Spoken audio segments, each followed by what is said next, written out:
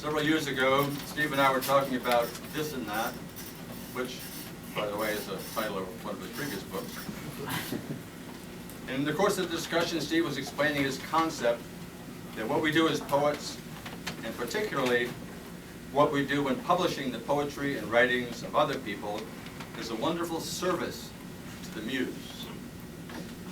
Allah thanking the muse for all his or her inspiration.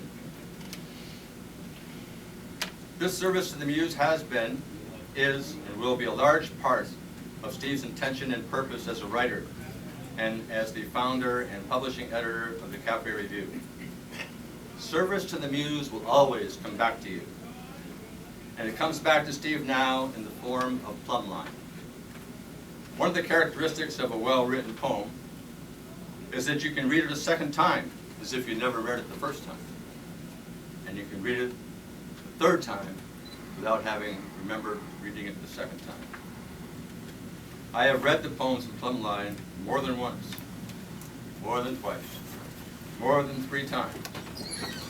They are filled with insight, introspection, beauty, provocation, of thought, and just the right word for the right moment.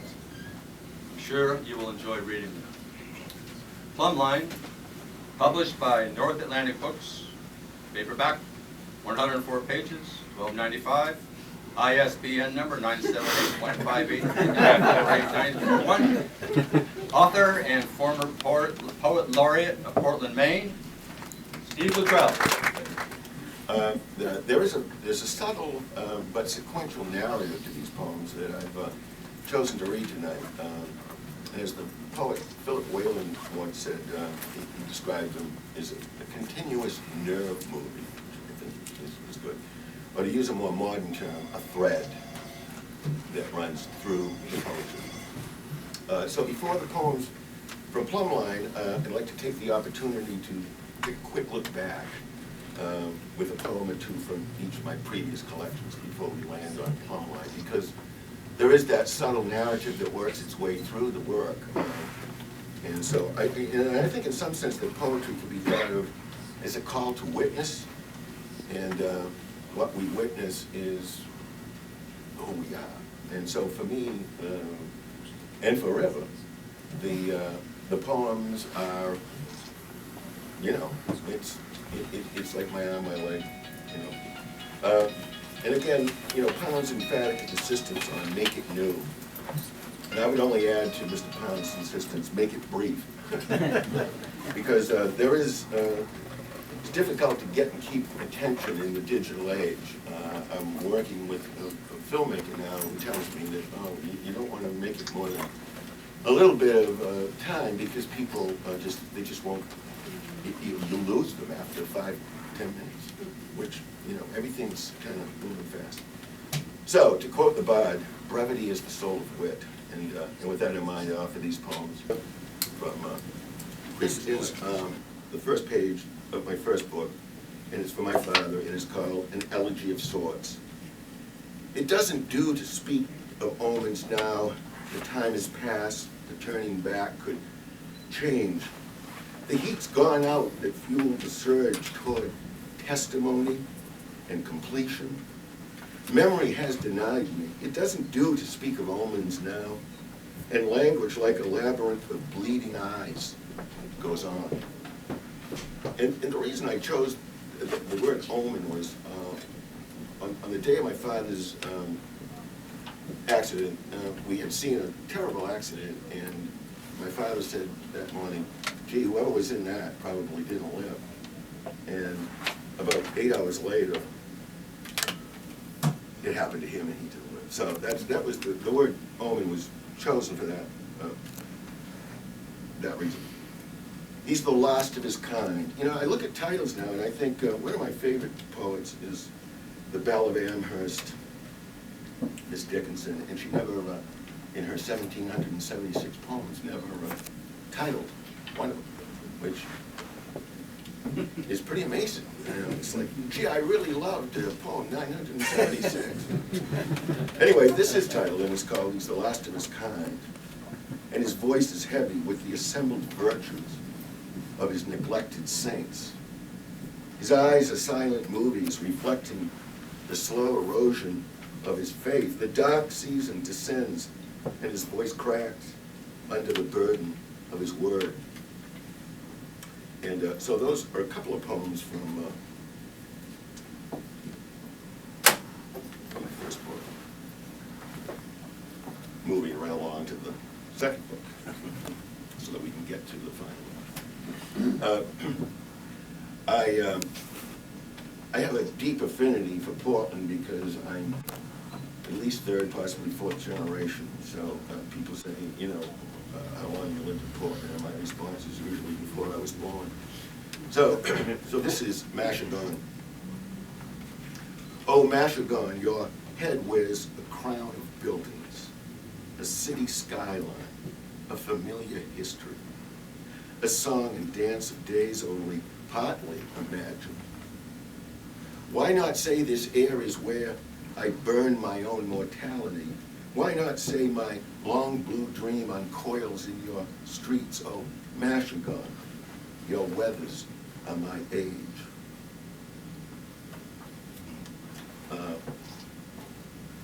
Poem called The Journey. Elements coagulate to form a dark, solid thing we shall call nameless. Thunder over mountain, over lake. We have come a great distance in the direction of change to stand, mouth agape, eyes askance, in a place we shall call here. Particles collect to shape a moving thing. Thunder over mountain, over lake. We have come a great distance.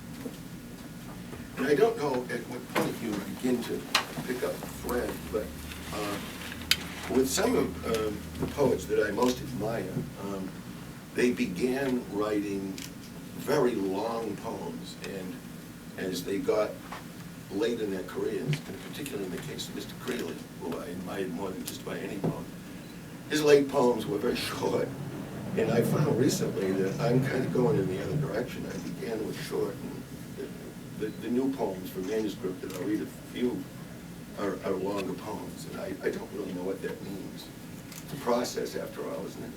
Who knows? You can't question it. Go crazy. As I said before, some of these poems are friends, and this particular one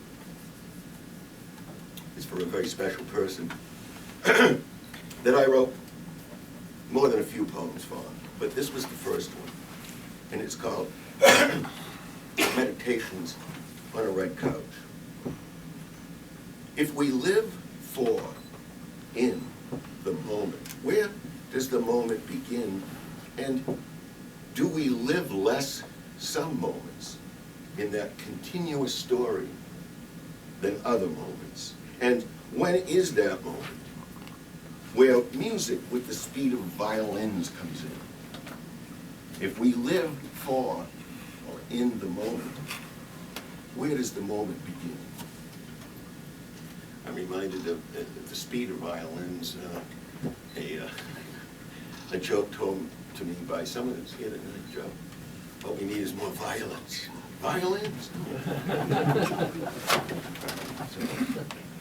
The title of Home Movies connects with Plumb Line in as much as, again, for me, poetry is a method of self-discovery.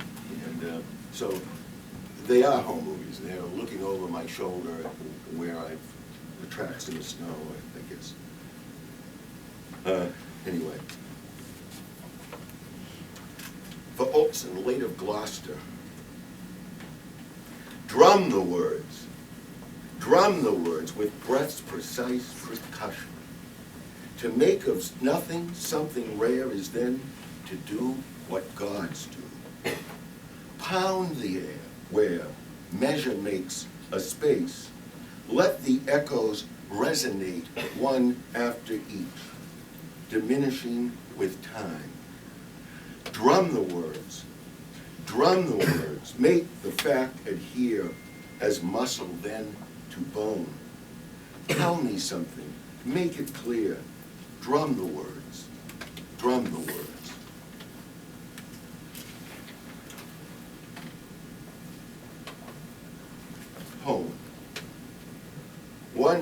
comes to it in some measure slowly, finds a place and, standing, makes it his, and calls by name the several others in company with him. One comes to it, lays down, and takes his rest there, comfortably continuing his days there in that place. Names.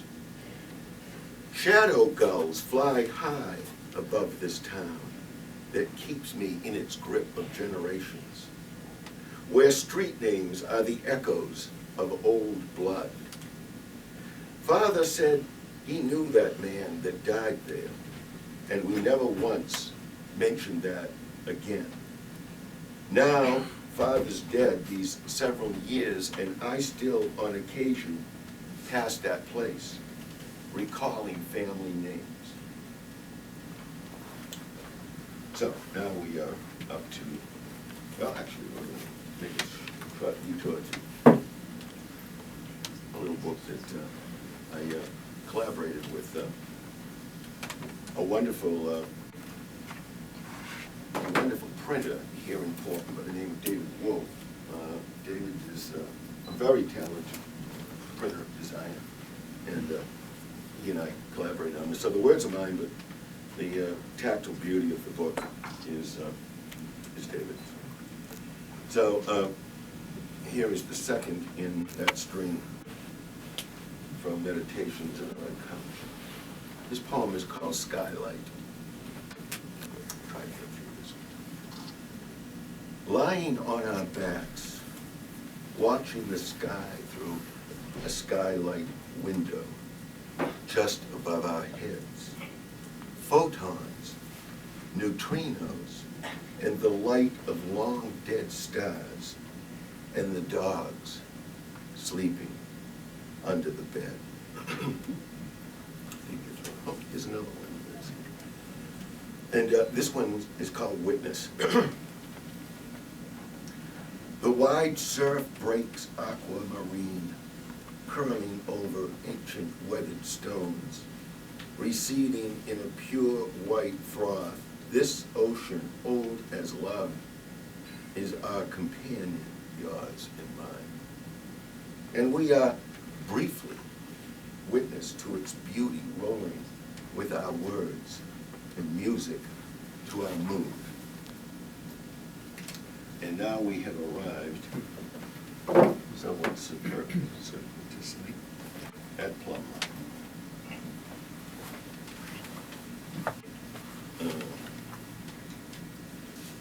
The poet that I'm reading now that I highly recommend to any of you that might not know of him is the other Thomas, not Dylan Thomas, but a vicar by the name of R.S. Thomas.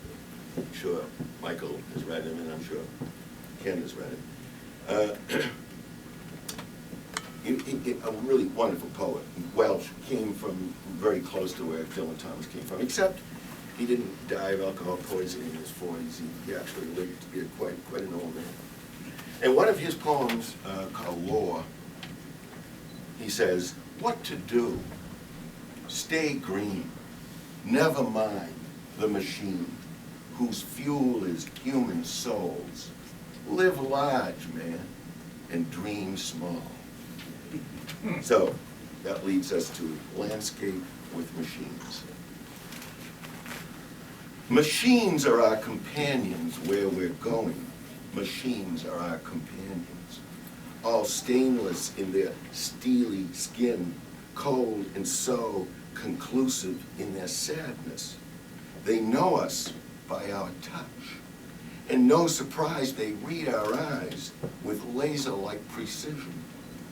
Already we are not alone. Machines are our companions in an age of information. All clockwork, inconspicuous. Machines are our companions in a landscape like no other. Machines become our witness as we're going. Machines become our witness, and from us they'll take the measure and continue. And machines will keep our history after all. Functions fail. and there is memory in the junk, and they to us will be as we to them. It does get a little lighter. Try not to sound too apocalyptic. But, you know, hey, look, it's the age we live in. One has to be. Right? Yeah. Say it like you see it. The song. Who knows the size of forever, or which day may be the last day? There will be things to remember, names, places, memories.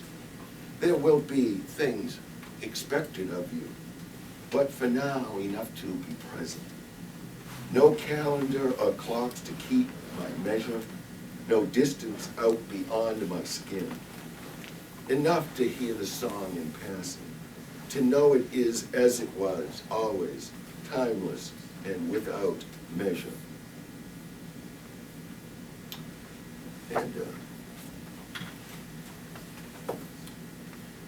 And here's another one that is in that thread. A few of the other ones. This one's called Dressing. She stands before him, perfect in her aspect. Barely awake, he watches her dressing. The golden hues of sunlight for her spotlight. Her form, the shape of morning, moving. She's dressing. He's watching. Day begins, and it's good. And this is another poet that I wish I had met. I guess he's dead. I don't know. But he hasn't been seen in 60 years, so I guess it's safe to assume. This is for a poet by the name of Weldon Keys. It's called Requiem for Robinson. No witness, no witness, no witness to the crime, and clues led nowhere. There will always be things left unsaid, things left undone. After all, the ending is your own. The tone has changed from F minor with an added 6. The soundtrack of the age is just a drum beat, slow and sad, with intermittent foghorn for effect. Already in the city's gray enclosure, there is an insistence in the day's demands, but there isn't any love. There isn't any love. And when you're gone, they will describe you in your own words and provide you with a proper denouement. Let it be enough. Let it be enough. Finished. No more. The end. And one of the places I really like to begin poems is airports, because they are temporary cities, and everyone that's there is moving around, then they're gone. And this is one of my favorite airports to do that in, and I'm hoping to get back there and write a redux of it shortly. This poem's entitled Heathrow. This is theater. How can I sit reading a book when so many faces are telling their stories? The airport becomes an anthology. All races, these faces, coming and going. In such determined ways, some pass quietly, quickly, quietly, hardly observed. Others not so much. A transient city of people on the move. A chorus of human song. And those are the few from Plumb Line. And now, with your patience, I'm going to read some that are actually from the next book. It's funny, when you do a book every 10 years, as some of you know, these are not new poems. And so you find yourself revisiting them. And it's not a bad thing, it's a good thing. But I remember in an interview once done with Bob Dylan, someone asked him what his favorite song was, and he said his next one. So I think that at least applies to what I'm doing here. So these are a few new ones, and hopefully. This is called Doubt. It was always about beginnings, the first push to what seemed most insistent, the impulse then to act, to bring off some occasion of my own doing. Because I was alone, quite alone, my thoughts became the company I kept. But something intervenes, moves between the thoughts, a questioning, uneasy in its movement. And he is strong who would take unto himself such doubt. I am not that man. And if this is that or that, it matters in some crazy way. It's not for me to say, I won't, I can't. I am not that man. And again, I get back to the fact that, for me, a great part of the satisfaction of making poems is because you can make them for friends. So, as I promised, he's here somewhere, as I promised, this is a poem that I wrote for my dear friend who actually took my photographs in the book. He's my Moroccan brother. And this is called Growing Old. Growing old is not so hard. It takes no effort, no special knowledge. It comes without thought, steady in its measure. I have come to it by increment and not determination. To arrive at a place while still arriving is a continuum of consciousness, an awareness of the temporal in things. There is nothing that I am that does not wonder at the process. Growing old is not so hard. It's what we do until we don't. You've been born, and that's the first and last ticket.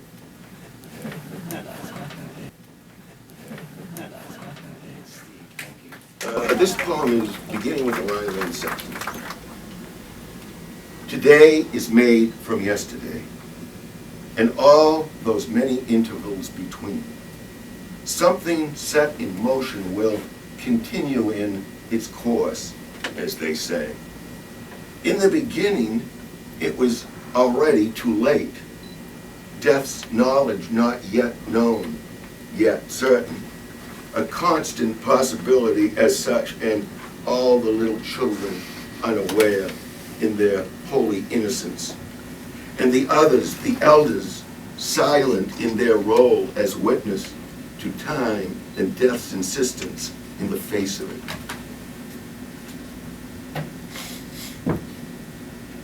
The wait.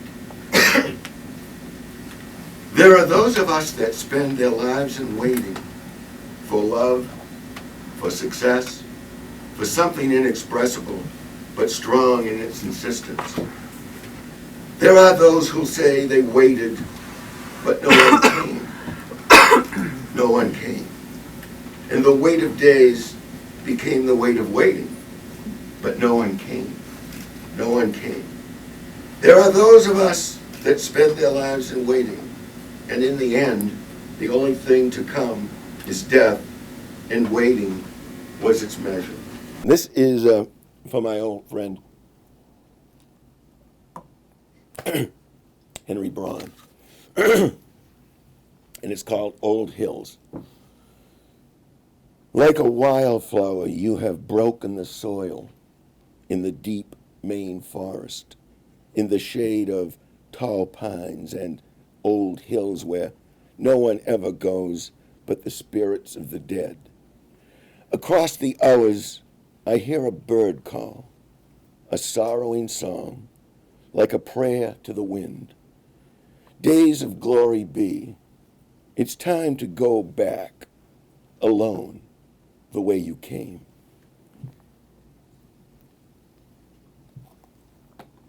And I will close with this. This is the last of that short subset.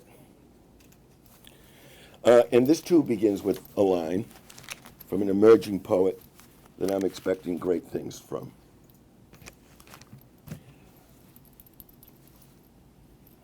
And I say that because I don't want to be accused of taking someone's idea. This is not my first line. This poem is called A Number. Somewhere there's a number, how many times he said, I love you. As somewhere there's a number, how many times she heard him say, I love you.